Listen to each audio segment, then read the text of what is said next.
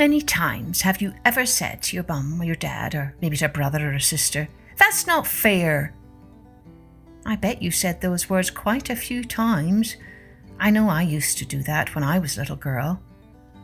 I wonder, do you know another word for something that is not fair? Yes, an injustice. Hello everyone, I'm Kathleen Pelly. Welcome to Journey with Story. Today's story is an old folktale from Ethiopia in Africa, and it's all about a young boy who suffers a terrible injustice at the hands of his rich master. Before I begin, can you make sure a mum or a dad or a grown-up is around? Because I've got some exciting news. Ready? This month, Journey with Story is going to be celebrating its 100th episode. Yes, you heard me. 100th episode. And as part of our celebration, we're going to have a raffle. The grand prize winner will receive 3 of my published books signed and dedicated to them. And there'll be a mix of other exciting prizes. Journey with Story colouring book, Journey with Story stickers. To enter the raffle, all you have to do is either subscribe to the podcast and write a review, or follow me on Instagram and send me in a photo of a child's drawing from their favourite Journey with Story episode. You can find all the details on how to enter in this episode description, or go to the Journey with Story website at www.journeywithstory.com. The deadline date is August the 20th, and we'll be announcing the lucky winners on our 100th episode on August the 27th. Oh, and there's more. As part of our celebration, you can listen and watch me live on Instagram reading one of my own published picture books. Which one, you ask? You'll have to wait and see. This episode is dedicated to Samira, who lives in India. She sent me 5 of her drawings. Yes, 5. Thank you, Samira. How I loved seeing drawings from Androcles and the lion, lines and squares, the giant king, and it could always be worse. 3 cheers for Samira.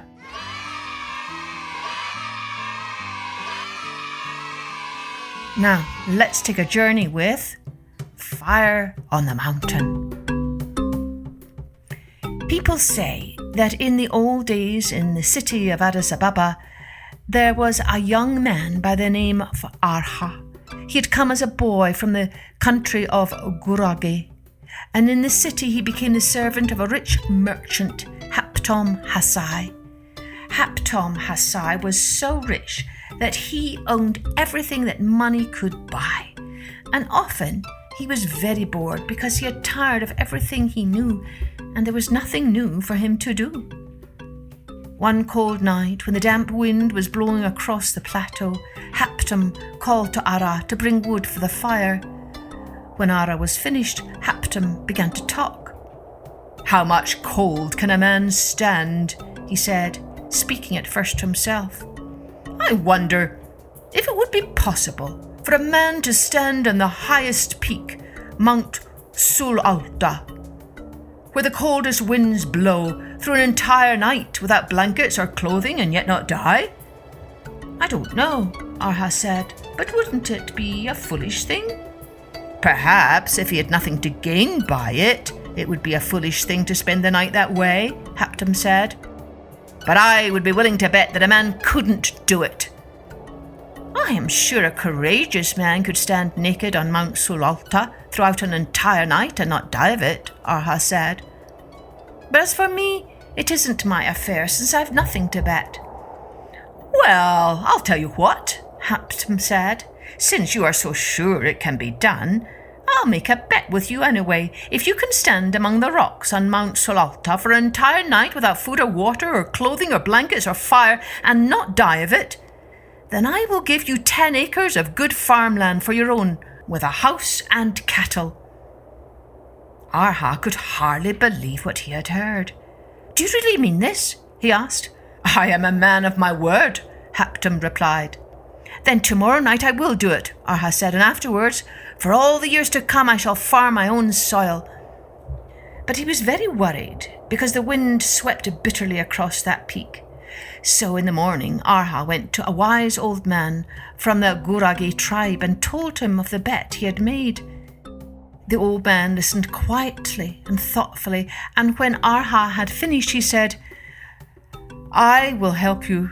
Across the valley from the Sulalta is a high rock, which can be seen in the daytime. Tomorrow night, as the sun goes down, I shall build a fire there, so that it can be seen from where you stand on the peak. All night long, you must watch the light of my fire. Do not close your eyes or let the darkness creep upon you. As you watch my fire, think of its warmth and think of me, your friend, sitting there tending it for you. If you do this, you will survive, no matter how bitter the night wind." Arha thanked the old man warmly and went back to Haptum's house with a light heart. He told Haptum he was ready, and in the afternoon Haptum sent him, under the watchful eyes of other servants, to the top of Mount Sulalta. There, as night fell, Arha removed his clothes and stood in the damp, cold wind that swept across the plateau with the setting sun. Across the valley, several miles away, Arha saw the light of his friend's fire, which shone like a star in the blackness.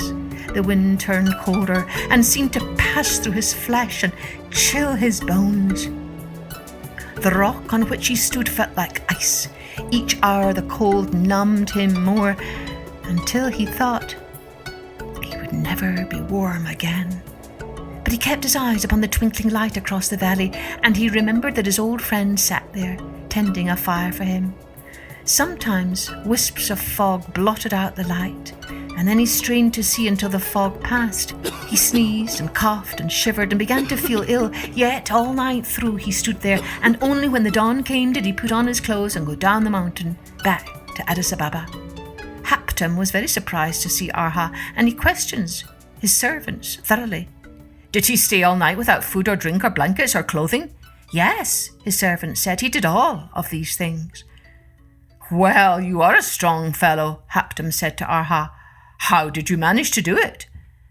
"I simply watched the light of a fire on a distant hill," Arha said. "What? You watched a fire? Then you lose the bet, and you are still my servant and you own no land." "But this fire was not close enough to warm me. It was far across the valley." "I won't give you the land," Haptum said. "You didn't fulfill the conditions. It was only the fire that saved you." Arha was very sad. He went again to his old friend of the Goragi tribe and told him what had happened. "Take the matter to the judge," the old man advised.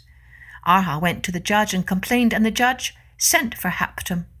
When Haptum told him his story, and the servant said once more that Arha had watched a distant fire across the valley, the judge said, "No, you have lost, for Haptum Hassai's condition was that you must be without fire." Once more Arha went to his old friend with the sad news that he was doomed to the life of a servant, as though he had not gone through this ordeal on the mountain top. "Do not give up hope," the old man said. "More wisdom grows wild in the hills than in any city judge."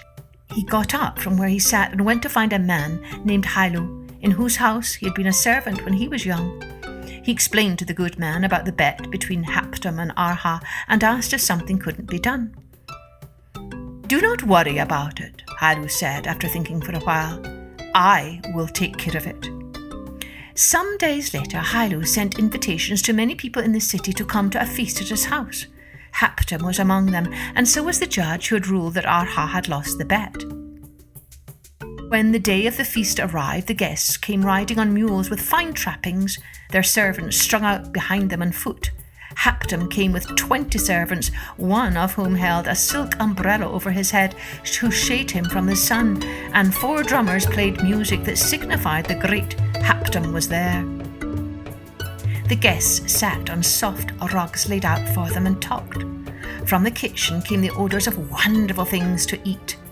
Roast goat, roast corn and dara, pancakes called injera, and many tantalising sauces. The smell of the food only accentuated the hunger of the guests. Time passed.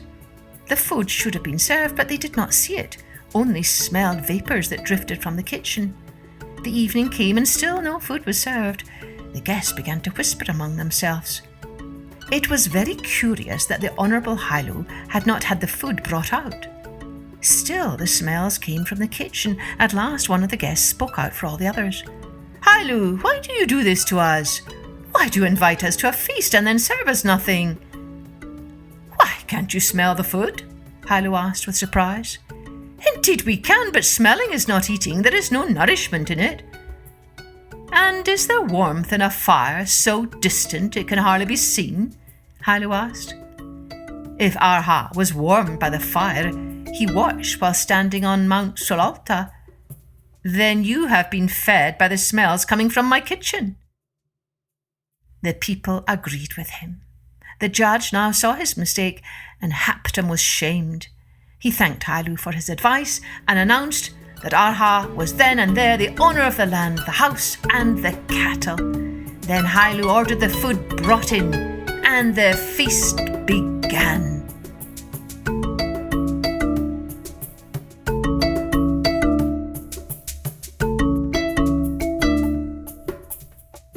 So, what did you think of the injustice Arha had to endure? It really was so unfair of Haptam to treat him that way, wasn't it? But so wonderful to see how this injustice was made right again. I don't know about you, but this kind of story inspires me to do my best to try and right the wrongs in the world, to try and settle those injustices, those things that are not fair. So we are just a couple of episodes away from, yes, our 100th episode.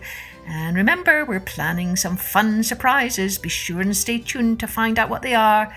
Make sure you write your review or send in a drawing so you can be entered into our raffle for the chance to win some fabulous prizes. Cheerio then. Join me next time for Journey with Story.